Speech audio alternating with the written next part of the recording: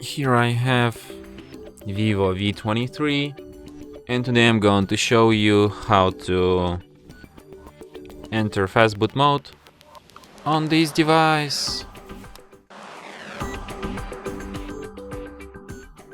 So firstly, you should turn your device off by holding down power key, then tap power off, and after device turns off completely, hold down combination of keys power key plus volume up at the same time like this. And after that, you will end up in a Fastboot mode.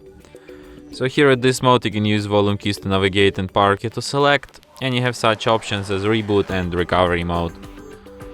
So if you want to quit this mode, just select an option reboot and device will be restarted, just as usual.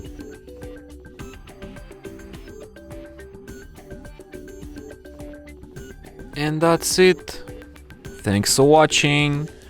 If you find this tutorial useful, don't forget to hit that like button and subscribe to our channel.